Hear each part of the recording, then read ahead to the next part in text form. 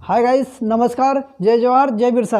मैं CRM Kirade Birsa education academy में आपका स्वागत करता हूं। साथियों, हमारी एकेडमी की टीम आपको सभी प्रकार की प्रतियोगिता की तैयारियां बिल्कुल फ्री और निःशुल्क प्रोवाइड करेगी ऑनलाइन इस यूट्यूब चैनल के माध्यम से। तो साथियों, हम ज़्यादा बात नहीं करते हुए हमारे चैनल के टैगलाइन के साथ आज की क्लास शुरू करते हैं। साथियों, आपकी आधारशिला मजबूत करना ही हमारा लक्ष्य है। साथियों, कल हमने पढ़ा था प्राकृत संख्याओं का योग, सम संख्याओं का योग, विषम संख्याओं का योग, और आज हम उससे आगे पढ़ेंगे प्राकृत संख्याओं का वर्ग, सम संख्याओं का वर्ग और विषम संख्याओं का वर्ग कैसे निकालते हैं। तो चलिए आज की क्लास शुरू करते हैं हम प्राकृत संख्याओं के वर्ग से। उससे पहले मैं आपको पहाड़ों का योग कैसे निकालते हैं वो बताता हूँ।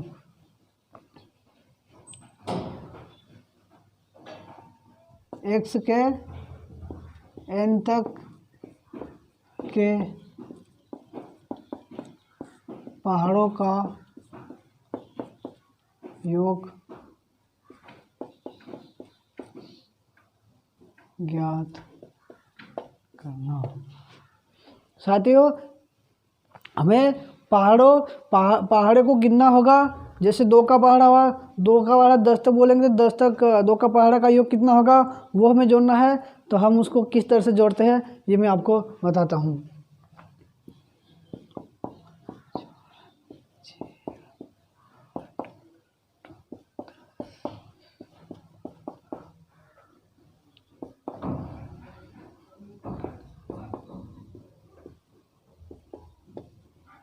अगर साथियों इस तरह से हम 2 का पहाड़ा लिखते हैं और इसका योग लगाते हैं तो साथियों इस तरह से हम 2 का पहाड़ा लिखते हैं और हमें परीक्षा में कह दिया जाएगा कि इसका योग है 6 और 6 12, 12 और 8 20, 20 और 10 30 और 12 42, 42 और 14 56, 56, 56 और 16 72, 72 और 18 90 और 90 और 20 110। साथियों, इस प्रकार से हमें योग करना होगा। लेकिन परीक्षा में अगर इस तरह से जोड़ने का अगर रहा तो हमें को इतना समय लग सकता है। इसलिए हमें एक सूत्र के माध्यम से इसलिए परीक्षा में जोड़ने के लिए हमें समय लग सकता है। इसलिए हम सूत्र के माध्यम से इसे सेकंडों में हल कैसे निकालते हैं चलो मैं आपको आगे बताता हूँ। जैसे ये हमारे पास आ गया तो इसको हमें x के n तक, तो 2 के पहाड़े 2 के 10 तक के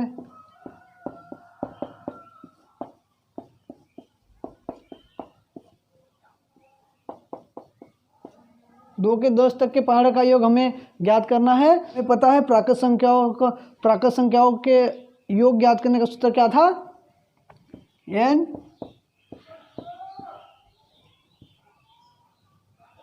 ठीक। साथियों, बस इसमें थोड़ा सा चेंज करना है, वो ये करना है कि यहाँ पर हमें x लगाना है। x क्यों लगा है मैं आपको बताऊंगा आगे। तो साथियों, यहाँ पर देखते हैं कि इसका पहाड़ा ज्ञात करना, हमें x के n तक के पहाड़े का योग हमें ज्ञात करना है। तो यहाँ पर x क्या मान लेंगे हम 2, क्योंकि हमें 2 के 10 तक पहाड़ों का योग ज्ञात करना है और n हमारा कहाँ तक है 10 तक है। आया समझ में साथियों। अब इस मान को इस सूत्र में रखते हैं और इन पहाड़ों का योग ज्ञात करते हैं।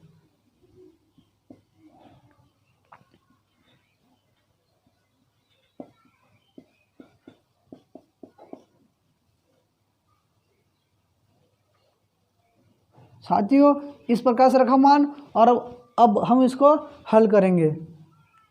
2 से काट दिया ये 10 और 1 11, 10 और 1 11 इस प्रकार से जोड़ लगाया। तो साथियों, मैं उम्मीद करता हूँ आपको ये समझ में आएगा। इस सूत्र से हल करेंगे तो भी वही आंसर आ रहा है और इस तरह से हमने जोड़ करा तो भी वही आंसर आ रहा है। तो मैं आपको समझाने की कोशिश करता हूँ कि अगर हमें सूत्र याद है तो हम बहुत जल्दी उत्तर निकाल सकते हैं, लेकिन हमें याद नहीं है तो हमें इस तरह से जोड़ना पड़ेगा एक एक संख्या को, और यहाँ तक जाने के लिए हम कम से कम 2 से 3 मिनट लग सकते हैं, लेकिन सूत्र के माध्यम से हम सेकंडों में आंसर ला सकते हैं। साथियों, मैं उम्मीद करता हूँ आपको समझ में आया होगा। चलो एक आध और अगली संख्या का पहाड़ा लेकर हम देखते हैं।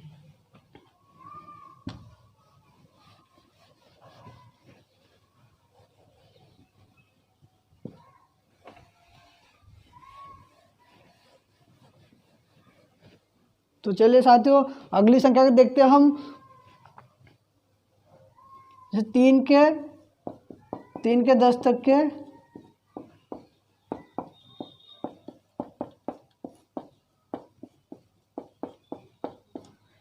अगली संख्या 3 के 10 तक के पहाड़ का योग हमें ज्ञात करने के लिए बोल देगा। तो साथियों, हम सूत्र में रखते हैं मान और हल निकालते हैं। चलिए देखिए, यहाँ पर x क्या है हमारे पास 3 और n क्या है 10, और इस प्रकार से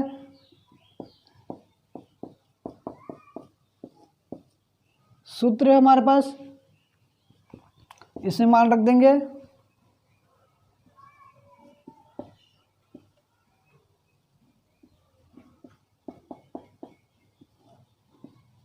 आया समझ साथियों?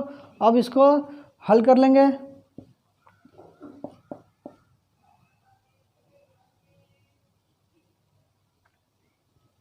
यहाँ काट लेंगे हम 2 के पास, 2 कम 2, 2 पंजे 10, ये 5 आया और ये जुड़ जाएगा, कितना हो जाएगा 10 और 1 11।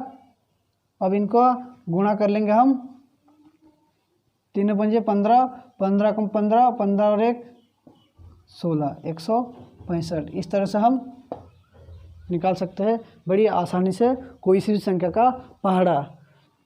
साथियों, आपने नोटिस करा होगा पिछले सवाल में भी कुछ इस तरह से आया था 5 और 11। तो चलिए मैं मेरे कहने का मतलब आपको अगले प्रश्न में समझाता हूँ। अगर मैं आपको एक और एग्जांपल लेता हूँ, मानो 4 के पहाड़े का योग ज्ञात करते हैं। अब 4 के पहाड़े तो एक से हमारे पास 4 और n क्या है 10। तो हम यहाँ पर मान रखते हैं इस सूत्र के अनुसार।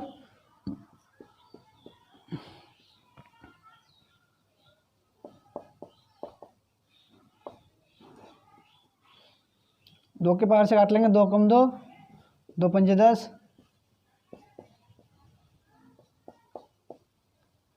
तो 11। इस तरह से आया। अब इसमें और हम गुणा कर लेंगे, 55, 4 पंजे 20, 4 पंजे 20 और 2 22। इस तरह से हम बड़ी आसानी से निकाल सकते हैं। साथियों, मैं इस सवाल को एक साथ ही यहाँ पर समझाने में आपको थोड़ा सा बताना चाहता हूँ कि यहाँ एक साथ क्यों लिखा, क्योंकि यहाँ एक नोटिस करने वाली चीज़ है जो बोर्ड पर आपको मैं बताना चाहता हूँ अभी। तो देखिए क्या चीज़ यहाँ पर ध्यान से देखने वाली है। तो साथियों, यहाँ पर 55 आया, 5 गुणित 11, और यहाँ पर ही 5 गुणित 11। इसका मतलब ये हुआ कि अगर कोई सी भी संख्या का हमें पहाड़ों का योग ज्ञात करना है तो उस संख्या में अगर हम 55 का गुणा कर देंगे तो हमें उस संख्या का पहाड़ों का योग मिल जाएगा। तो चलिए मैं आपको उस तरह से ऐसी संख्या लेता हूँ और जिसका हम पहाड़े का योग ज्ञात करके देखते हैं।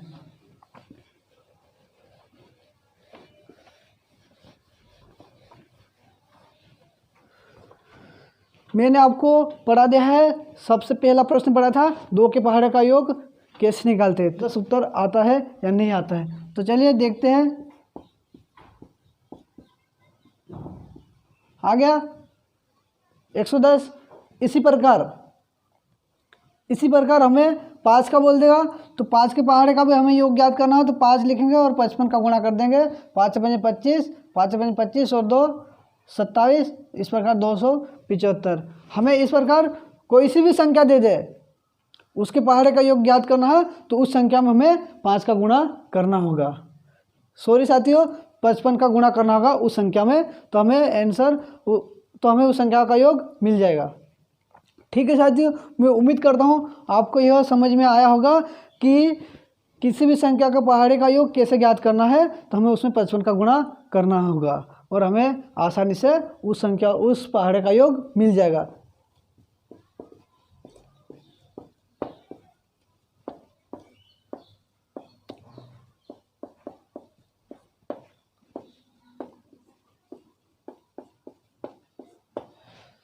साथियों वर्ग मतलब क्या होता है ये आप अच्छे से जानते होंगे। किसी संख्या की घात 2 या किसी संख्या की पावर 2 हो या 2 हो या किसी नंबर्स को स्क्वायर बोलते हैं, उसे वर्ग के रूप में हम पढ़ते हैं। जैसे 1 का वर्ग, 2 का वर्ग, 3 का वर्ग, सॉरी साथियों 3 का वर्ग, 4 का वर्ग, इस प्रकार की संख्या आ जाएगी और हमें इनका क्या प्रश्न बोल देगा, योग कीजिए। तो हम चलिए इनको कैसे जोड़ते हैं। साथियों 1 का वर्ग 1, 2 का वर्ग 4, 3 का वर्ग 9, 4 का वर्ग 16। इस प्रकार हमने इनका वर्ग हमें पता है। मैं उम्मीद करता हूँ आपको भी वर्ग कम से कम 10 तक याद होंगे। इस प्रकार कितनी भी संख्या का वर्ग दे दे तो हमें किस तरह से निकालना है वो हम एक सूत्र के माध्यम से करेंगे, परंतु सबसे पहले इसको देखिए हम कितना समय लगता है जोड़ने में। तो चलिए जोड़ते हैं। 1 और 4 5, 5 और 9 14, 14 और 16 25। इस प्रकार सरल नहीं देते हुए कठिन सवाल दे दे, जैसे प्रश्न बोल दे हमें लगातार 10 तक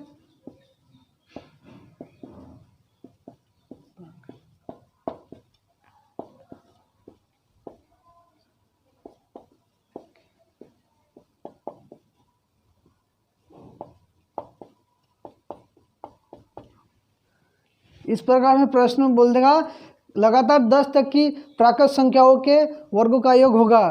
तो साथियों हमें इसमें लगातार अगर प्रश्न ऐसा भी बोल सकता है,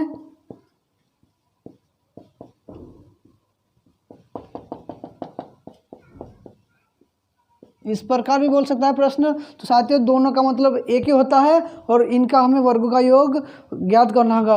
अगर हम इनका एक एक वर्ग करके अगर जोड़ने जाएंगे तो काफ़ी समय हो जाएगा। जैसे सबसे पहले एक का वर्ग लिखेंगे, फिर 2 का वर्ग लिखेंगे, फिर 3 का वर्ग लिखेंगे, ऐसा करके लिखेंगे और बाद में जोड़ेंगे तो हमें समय लग सकता है। तो मैं आपको एक सूत्र के माध्यम से बताना चाहता हूँ कि इनके वर्ग का योग कैसे निकालते हैं। सूत्र साथियों यहाँ पर वर्ग है, तो हमारे पास सूत्र है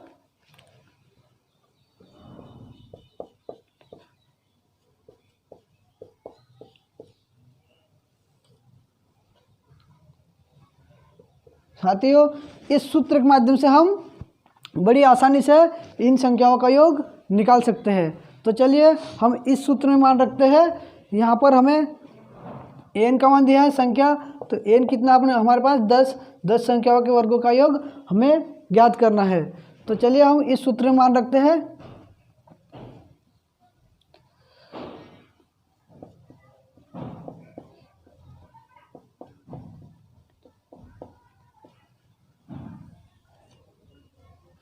रखा साथियों मान, अब इसको हल कर लेते हैं।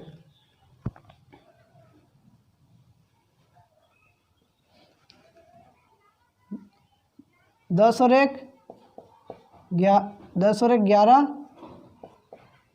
2 दूनी 20, 20 और 1 21/6। इस प्रकार कोष्टक का हल करा और हम इसको अब काट लेंगे। तो चलिए साथियों काटते हैं। 2 3 6, 2 पंजे 10, 3 एकम 3, 3 सातों 21। तो हमारे पास क्या बचा 5, 11 और 7।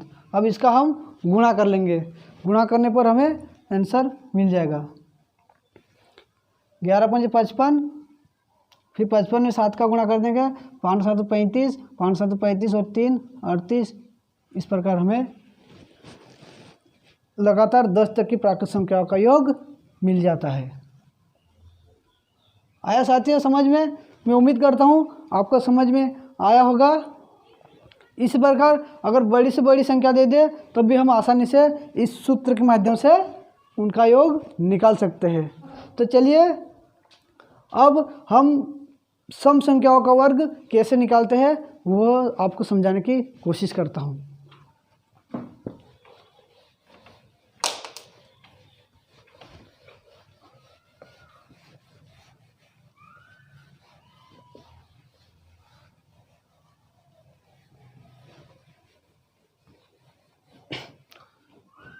साथियों अब हम समझेंगे सम संख्याओं का वर्ग कैसे निकालते हैं। सम संख्याओं के वर्गों का योग कैसे निकालते हैं यह हम समझेंगे। सम संख्याओं के वर्गों का योग कैसे निकालते हैं यह अब हम समझेंगे। तो चलिए, आपको पता है सम संख्या किसे कहते हैं, जिसमें 2 का पूरा पूरा भाग चला जाता है उसे सम संख्या कहते हैं। साथ ही हमने कल पढ़ा था सम संख्याओं का योग कैसे निकालते हैं। जब अगर उसमें भी हमने 2 तरह से पढ़ा था, अगर लगातार बोले तो n का मान हमें निकालना पड़ता है। अगर प्रथम शब्दों का उपयोग करें प्रश्न में तो n का मान हमें जो प्रश्न में बोले प्रथम संख्या उसी को मानना है, n का मान।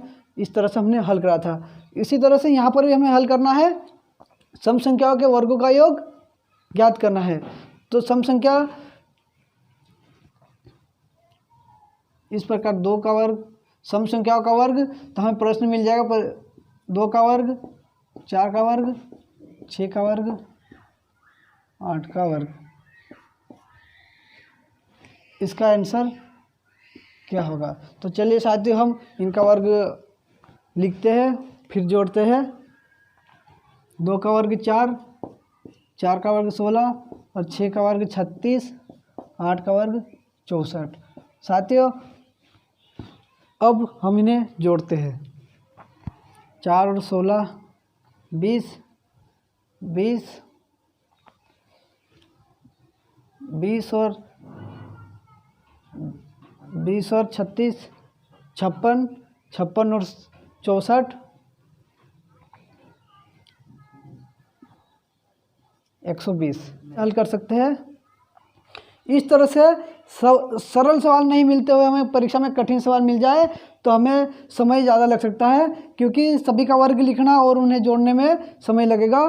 तो हम उसे एक सूत्र के माध्यम से हल करते हैं और सेकंडों में उसका उत्तर कैसा आता है चलो मैं आपको निकालना बताता हूँ।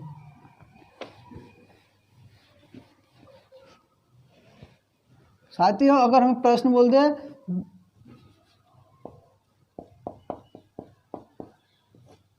लगातार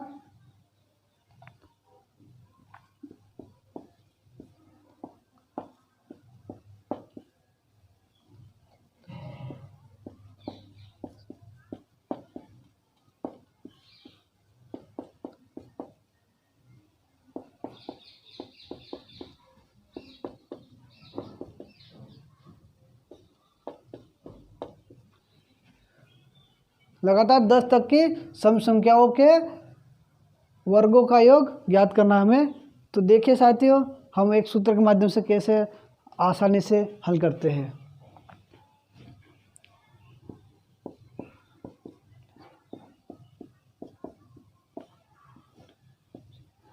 साथियों इस सूत्र के माध्यम से हम बड़ी आसानी से इस सवाल को हल कर सकते हैं। तो चलिए यहाँ पर हमें इनका मान क्या है 10 दिया है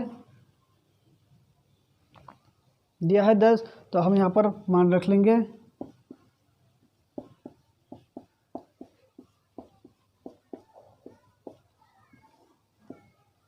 अब इसे हल कर लेंगे हम।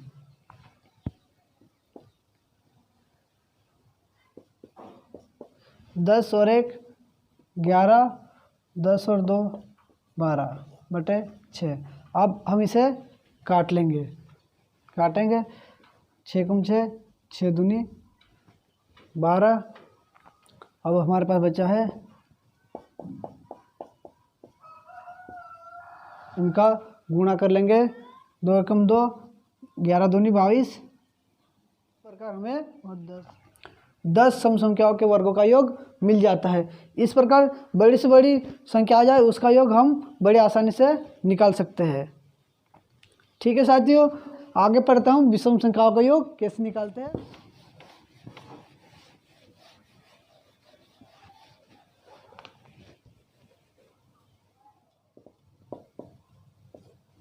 विषम संख्याओं के वर्गों का योग। विषम संख्या वह संख्या जिसमें 2 का पूरा पूरा भाग नहीं जाता है उसे विषम संख्या कहते हैं। जैसे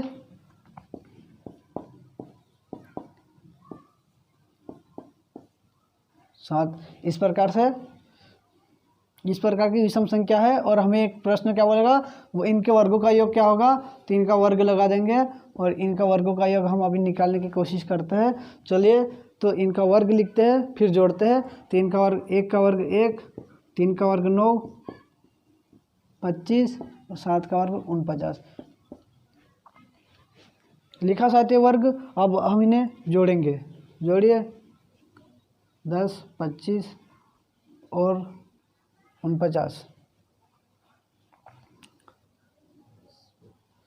1 और 9 10, 35 और 49 84 84।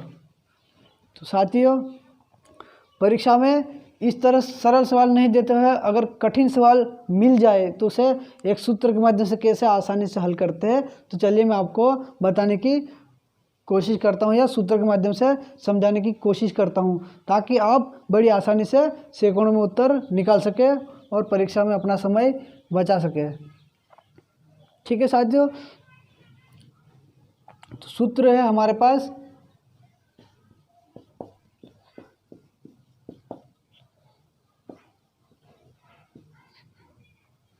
ये सूत्र है। आपके मन में इस सूत्र को देखकर एक क्वेश्चन आया होगा, ये सूत्र तो हमने सम संख्याओं के योग में भी लगाया था।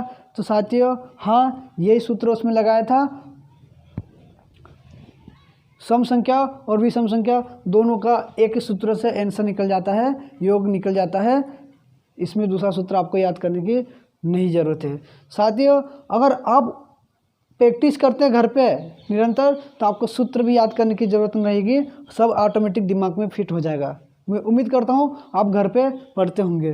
तो चलिए साथियों इस सूत्र में मान रखते हैं और हम यहाँ पर एन क्या हमारे पास अंतिम संख्या 7 का रखा, एन की जगह 7 रखा, 7 + 1 7 + 2 बटे 6।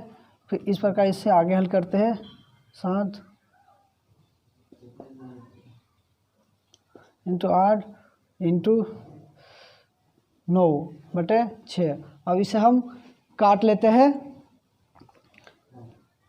3 दूनी 6, 3 त्रिक 9, 2 एकम 2, 2 चौक 8। इस प्रकार से हम गुणा करते हैं, 3 चौक 12 और 12 सत्ते 84।